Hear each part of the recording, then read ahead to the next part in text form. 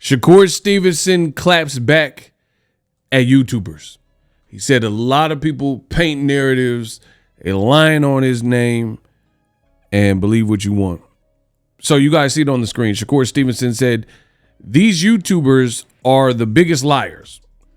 They get paid to make a story that create the most views. Hopefully, y'all not dumb enough to believe all of the lies that they putting out there. Believe none of what you hear and half of what you see. Now, he didn't mention any specific channels or YouTubers, but I noticed a pattern. Lil bro like big bro. You have Shakur Stevenson, Lil bro, who is almost like a carbon copy of Terrence Crawford. And I know they're friends. I know they're comrades and whatnot, but I see the same energy.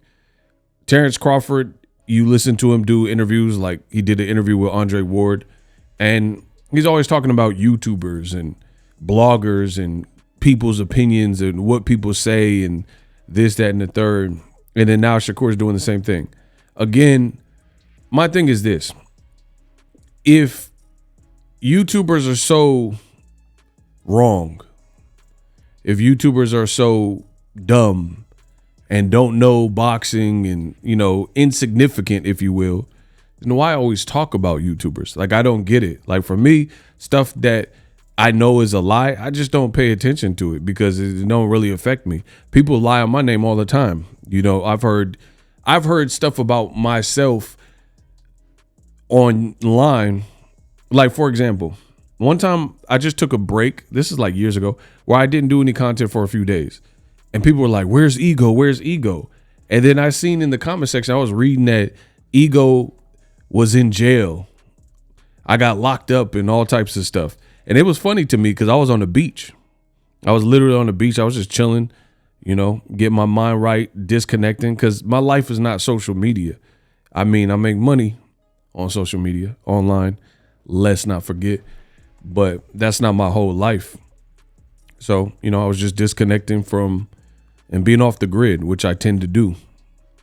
People were saying I was in prison and all kinds of stuff. So it's the internet. I don't understand why Terrence Crawford and Shakur Stevenson seem to be so offended by YouTubers. If you know in your heart what you're saying is true, and YouTubers, I don't know who he's talking about for starters, but if you know what people are saying about you ain't true, then, you know, keep it mobbing. That's what I do. But that's just my own 2 cents. But I have seen different things. People are saying Shakur ducking the Tank fight and this and that. We'll see. I'm not going to say too much because I really don't. I told you straight up, I really don't even want to see this fight like a lot of y'all. And I know that is an unpopular opinion, but I believe I know the outcome. And it's not just about me believing I know the outcome, which is why I don't want to see it, because I'm subject to be wrong. But I just don't think the fight is what people think it will be, right? In terms of, I wanted to see Tank versus Lomachenko. You got 2 elite, proven southpaws with interesting style match. Like, how would Tank fare with the southpaw who's experienced, all these amateurs, good pro level experience, and he was trying to bounce around in angles and, you know, that jackrabbit stuff. That's interesting. And I don't think Lomachenko is a huge puncher, but he's enough of a puncher where he can get your attention, hurt you. He did it with Pedraza, stop Kambosos. See, styles make fights. Teofimo at 35, far bigger puncher than Lomachenko. Guys like Devin Haney rehydrates a lot, so he was way bigger than Kambosos. Neither guy stopped Kambosos, but Lomachenko did, because Loma has a nagging style, and if you can't figure it out, he can zap you and, you know, eventually break you down and stuff like that. Styles make fights. Shakur fight with Tank, to me, I'll let it play out. So I haven't really been making a bunch of videos and content. So I know Shakur ain't talking about me because I ain't really said nothing about his particular fight with Tank Davis. But I just still find it weird that Terrence Crawford and Shakur, who are also homies, they seem like infatuated by what YouTubers are saying. I mean, if these people don't know what they're talking about, they don't know what they're talking about. You know, Let him live. I mean, what are you to do? And I think that's one of the issues with Shakur right now is he's young, so he's going about things in the best way he knows how. But I don't think it helps or benefits the brand. Like I know you're named after Tupac Shakur, who was very outspoken, but different times, different personality. The public resonated with Tupac Shakur. MOB, man. Right? It's a different ball game. Shakur, he's almost trying to fight every single battle online, and I'm gonna go at the naysayers. Yeah, these people suck, and they tell their opinions about me, so I'm gonna say my opinion about them. Yeah. And strangely, you got Shakur big homie Terrence Crawford, who is co-signing this. In the new interview he did with Andre Ward, he says Shakur did great. He said that he likes Shakur's path. I mean, I'm very fortunate to come up in the generation that I came up in, and I'm very fortunate to have the big homies that I have, because I don't see it the same way as Crawford. I don't see Shakur, what he's doing, as this great benefit to his brand and helping him out. So I think that's bad advice. I don't reward bad behavior. And again, I feel it's a bit weird for Shakur to try to, F y'all, F the fans, F this, I hate the media, you stupid YouTubers, this approach. We'll see. We'll see if it benefits him. I can't wait to see what he decides in terms of a promotional outfit and what his next fight is. But trying to take on the world and not having any allies, it's really Crawford 2.0. And there's a lot that's analogous with Crawford and Shakur Stevenson, aside from them being friends and homies and, imparting knowledge and sparring together and stuff. There's some crossover, because Crawford signed with Top Rank, re-signed with Top Rank. People question, like, hey, why you with Top Rank? The big fights you won are with PBC. And again, I'll let Shakur decide what his next move is. But if he keeps screaming out Tank Davis, but then he don't go where Tank Davis is at, who's a clear A side, and he goes to Eddie Hearn or something like that, then I don't really want to hear it. Oh, I can't get the Tank fight. It's easy, play by the rules. People, if you want rock, you go to a crack house, a trap house. It's that simple.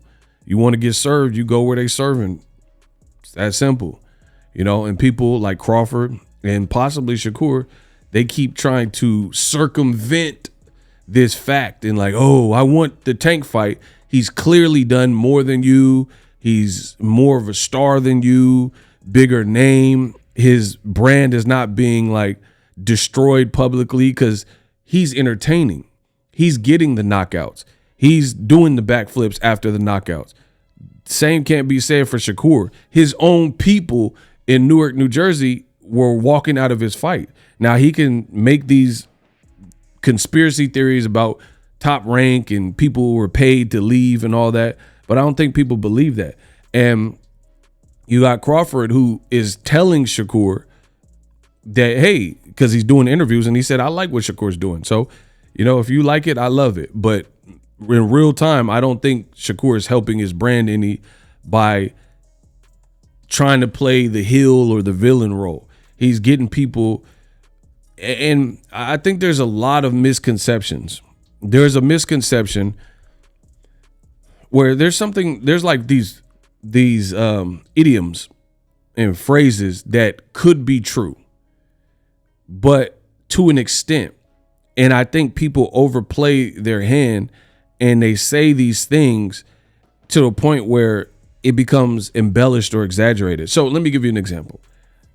People say weight don't matter in boxing. That can be true, but it can also be false. If you're Floyd Mayweather, yeah, weight don't matter. You could fight bigger guys and still school them and stuff like that. But I've also seen the opposite, where fighters who get in there with someone who's heavy on fight night, they don't know how to deal with someone who's hitting hard with that extra weight. So it's an overstated, overused statement.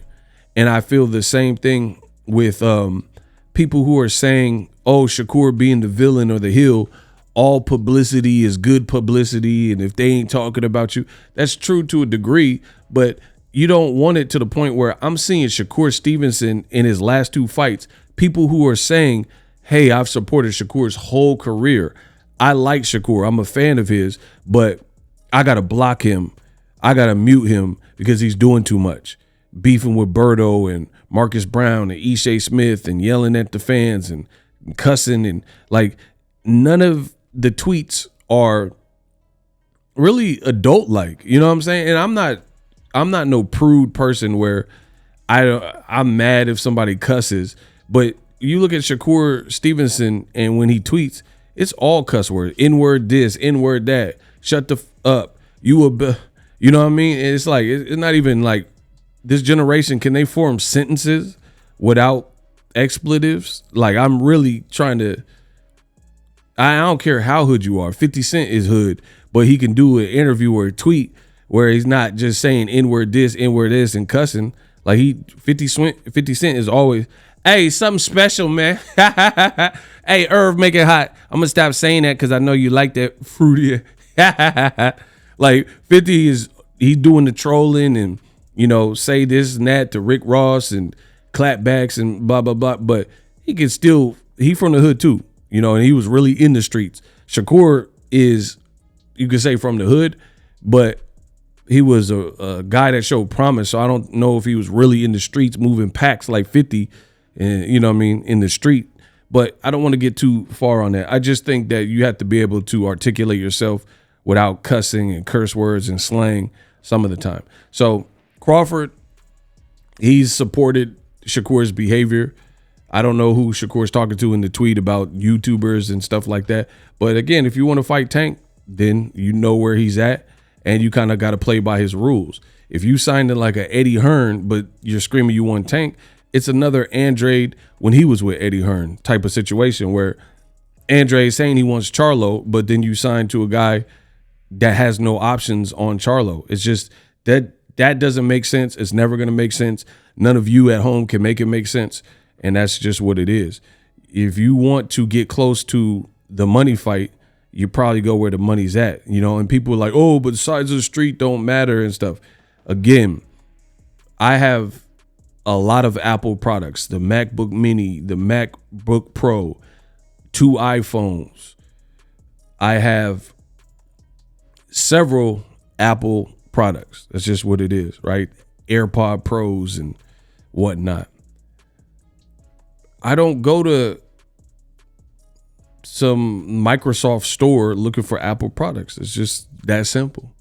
I go to the Apple store. We have one in the Bay Area in Walnut Creek. You know, I go where Apple products are sold to get Apple. I go to apple.com to get products. I actually have a business account, but y'all don't need to worry about that.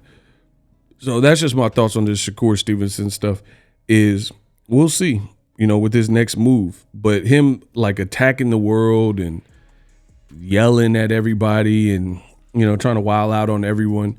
And Crawford, again, I keep mentioning him because this is the big homie. You've been there before him. I wouldn't advise him to this. You're just egging him on, and I don't think it's resonating with the public. Shakur Stevenson, his last 2 fights, people are saying they're boring. Now, you could say Boxing Ego and every single fan is the problem, or you could look at what's being said and be like, hey, you know, maybe it's me. And I've already went over this several times.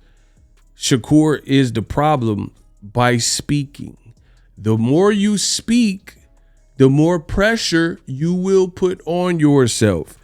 Barry Bonds cannot scream, home run this, I'm going to knock it out the park. I'm about to crack this one. Oh, these pitchers can't deal with me and blah, blah, blah, and not produce. It's just common sense. If anybody did this in any industry, basketball, if you kept bragging about how you're the best dunker and Vince Carter couldn't see you and blah, blah, blah, and then your dunk is lame or your dunk, you can't dunk, then you're going to be criticized. This is Shakur Stevenson. He keep talking about knocking out these guys. You're not a knockout artist. If you don't talk like a knockout artist, then you have a better chance of just people assessing and breaking down the performance. But when you start saying, oh, Edwin, I can't wait, I'm gonna destroy you and knock you out, and then Thursday comes because Shakur fight on Thursday and you can't do it, then of course it's gonna be criticism. I mean, Terrence Crawford in his interview, he was saying stuff to Andre Ward like, oh, not everyone's gonna be a knockout puncher, and Shakur can't fight for the crowd, and you know, he did it perfectly. Some guys are just trying to survive. This is a cop-out because he's right. Not everyone will be a knockout puncher, but don't talk like a knockout puncher. And again, you'll at least have less pressure on yourself.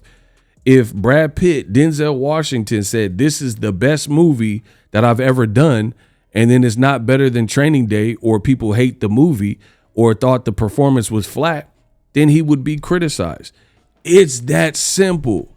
So yes, I agree. Not everyone is a knockout puncher, but then don't talk like you're Tank Davis just because you feel pressured to try to compete. Say, I got the best defense at 135. Why not say that? Say, these boys have a difficult time hitting me. Why not say that? So you could believe Boxing Ego, or you could believe Terrence Crawford and anyone else who's trying to overcomplicate this. The pressure lies with Shakur's tongue. No Diddy. He is saying these things, which is only amplifying when he can't produce. Oh man, this guy, he was in survival mode. Oh, this guy, he was running. Oh, this guy, you got to be prepared to deal with that. You think Ruslan Provodnikov and Beterbiev and Tank Davis have never fought guys who they feel that power and they trying to stay away from it? This is an everyday thing for true punchers. David Benavidez, he start hurting guys. People don't want to get knocked out in front of millions and thousands of people. So everybody you fight, if you're a real puncher, is hopefully trying not to get crucified. You know, some guys will go out in their shield, but I don't think they want to go out in their shield. They're just more willing to, like Gabe Rosado. So Shakur talking about, oh, Artem was running and he wouldn't stand still. He was fidgety. What do you expect? This is what's going to happen. Nobody wants to. It's boxing. And see, that makes me question Shakur mentality for a fight like Tank, because you want an opponent to be defenseless and a sitting duck and stand right there in front of you and trade. And if you're getting the best of them, you want them to make it easy for you. What part of the game is that? Of course, win, lose, or draw, somebody's trying to ruin your night. They're trying to make it look like an ugly win for you if you even get the win, or they're trying to beat you and trying to upset you. Of course, nobody's going to just sit there and get wailed on and be like, oh man, Shakur stopped me, he's great. So it's always at the elite level, it's going to be a challenge to try to stop guys and stuff like that. That's common sense. Shakur, the way he talks, he's almost sounds offended that people are trying to break out the moves and fidgety and lateral movement and a game plan to see the end of the fight and or win the fight. That's just common sense. Nobody wants to. We're all pre-programmed to protect ourselves. So I think Shakur, instead of worrying about like YouTubers and things like that, I think he has to kind of focus in on what got him to this point and not really have the echo chamber and yes men around him that are just going to pump his head up and gaslight him in every move. That's what I truly feel, because again, I disagree with Terrence Crawford. I've made that clear in this video. You're pumping Shakur Stevenson up and the quote unquote hate. How is everything hate? Not everything is hate. Your fight, if we look at 5 fights, your fight is probably the most boring out of those 5 fights. Right? Like, I haven't even watched it because it hasn't happened. But let's say Pitbull Cruz versus El Rayo. I am willing to bet, because styles make fights, that fight will be more entertaining. And Shakur has these cop-outs, and people who are trying to defend Shakur, these cop-outs like, oh, you just want to see people stand in front and get beat up and get dropped and stuff. No, Floyd Mayweather wasn't getting dropped. He wasn't getting his eye lumped up and all that type of stuff. But his fights, people weren't like leaving early and criticizing him for the performance. He was schooling Robert Guerrero. So I don't care what no one says. There's still a way, even if you're not a huge puncher, to not be criticized. Like, I've covered several Andre Ward fights. I was really enamored with his performance in Sullivan Barrera or the Kovalev fight. These were fun fights. Even the second fight where Ward didn't get dropped, it was still a fun fight, even before the stoppage. The Sullivan Barrera, because I'm like, man, Ward looking crispy. He rocking Sullivan Barrera's head back. Floyd, Crawford, everybody in this picture has fights that are more eventful than Shakur's fights. And again, if you don't want to be held to the standard of a knockout artist, then you shouldn't speak like one. It's that simple.